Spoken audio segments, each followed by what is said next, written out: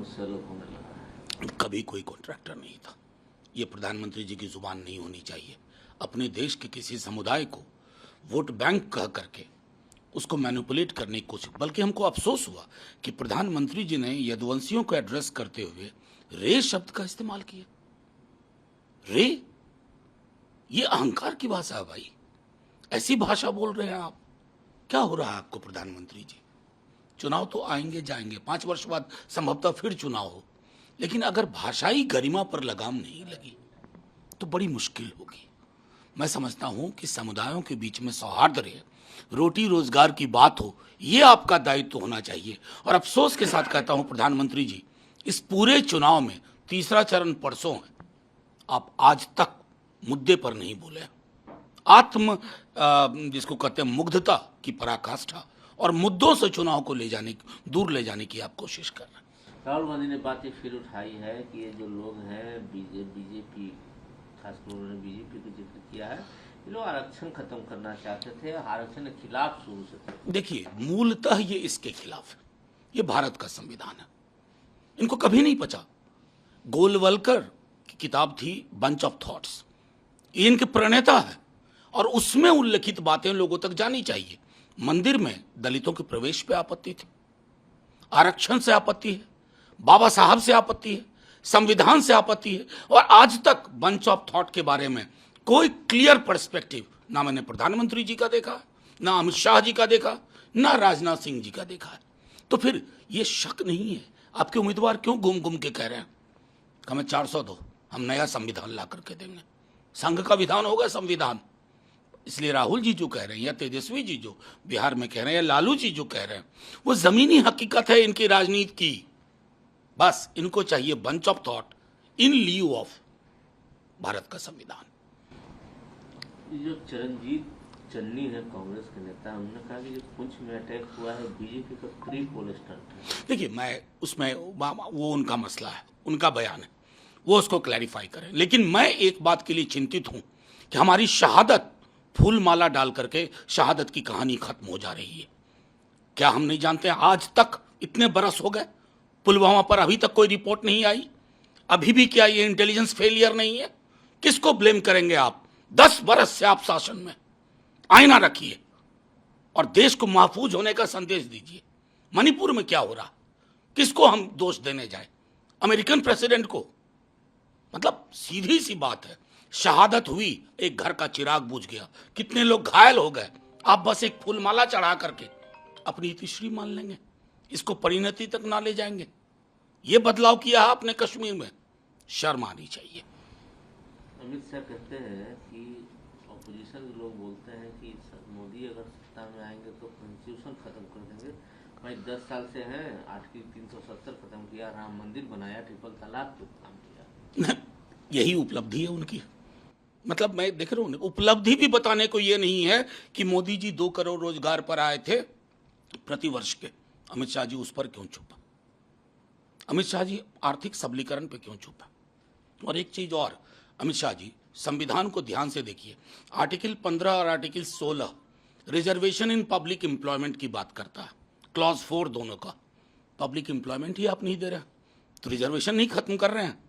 एक तरीका है कि सीधे गला घोंटो और एक है कि दबा करके पीछे से गला घोंटो। अब पीछे से गला घोंट रहे हैं, इसलिए संविधान की आत्मा मृतप्राय हो चली है। मेडिकल एग्जामिन के लिए लेडी कर्जन हॉस्पिटल लाया गया है एचडी रेवन्ना को, जो जेडीएस के नेता हैं। देखिए, मैं समझता हूं कि ये कुछ भी अब कर ले, ये नौटंकी इन पर भारी पड़ेगी। पहले वो पहलवानों के साथ करने वाले व्यक्ति हिम्मत नहीं जुटा पाए, उनके बेटे को टिकट दिया, और इसके लिए तो प्रधानमंत्री जी ने खुली सभा में कहा कि रेवन्ना को वोट दो, मुझे मजबूत करो। ये कौन सी मजबूती चाह रहे हैं प्रधानमंत्री जी? बड़ी बड़ी बात करते हैं, और इस पे आपकी जुबान से आज तक एक शब्द नहीं सुना। हजारों वीडियो क्लिप्स घूम रहे हैं।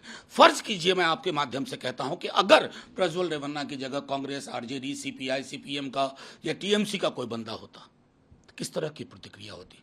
प्रधानमंत्री जी घूम घूम कर बड़ी बड़ी बातें करते हैं, आज क्यों चुप्पी? ये दोहरा चरित्र है। ये जो मोहन रेड्डी पर अमित शाह ने आरोप लगाया है कि जो उन्होंने वादे किए थे कि पूरा नहीं किया। साथे तो उन्हीं के रहे थे, अमित शाह जी के पार्टी के साथ सदन में हर कदम पर मैंने देखा। क्या फर्क आ गया? आप ये चाहते हैं कि एक जेब में जगन मोहन जी को रखें, एक में चंद्रा बाबू जी को रखें। ये राजनीति लोगों को समझ में आ रही है।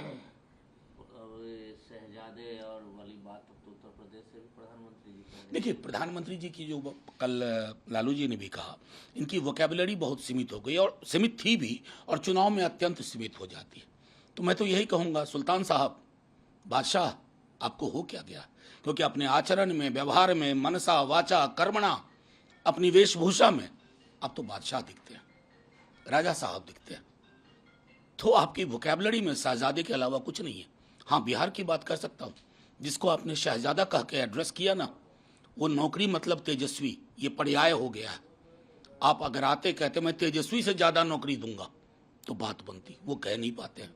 तो आपकी लिमिटेड वोकैबुलरी में सिर्फ डेमोनाइजेशन है, वो असर नहीं करेगा। अच्छा, ये योगी आदित्यनाथ का समाजवादी पार्टी पर आरोप है, ये लोग सत्ता में अगर आते हैं सरकार में तो टेररिस्ट के खिलाफ जो केसेस थे उसको विड्रॉ करने की तैयारी। अच्छा, योगी आदित्यनाथ जी भी अब मोदी जी की तरह सपना देखने लगे हैं या कहानियां गढ़ने लगे हैं? आदित्यनाथ जी, आपके राज्य में युवा बेरोजगार है, एक बार आपकी जुबान से उनके रोजगार के बारे में बात नहीं सुनता हूँ, आर्थिक न्याय के बारे में बात नहीं सुनता हूँ, सामाजिक सौहार्द आपके राज्य में संभवतः देश में सबसे ज्यादा बिगड़ा हुआ है, उसके बारे में कुछ नहीं सोचता हूँ, सुनता हूँ आपसे। लेकिन हाँ, आपको ये सपने आ रहे हैं, तो ये सपनों की कपोल कथाओं पे विराम दीजिए।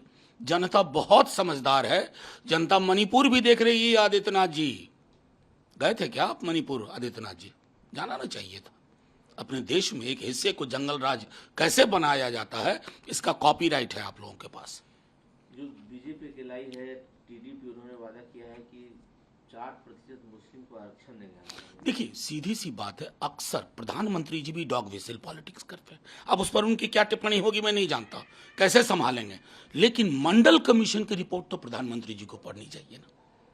मैं आपके व्यूअर्स को भी आग्रह करूंगा, मंडल कमीशन की रिपोर्ट जो कई वॉल्यूम्स में है, डेटाबेस पे है, उसमें सामाजिक पिछड़ेपन के आधार पर आरक्षण दिया गया, जिसमें मुस्लिमों की कई जातियां हैं जिनकी पहचान उनकी पेशे से है। प्रधानमंत्री जी के स्क्रिप्ट राइटर ना उनको बहुत बौना साबित कर रहे हैं, समझ में और विचार में।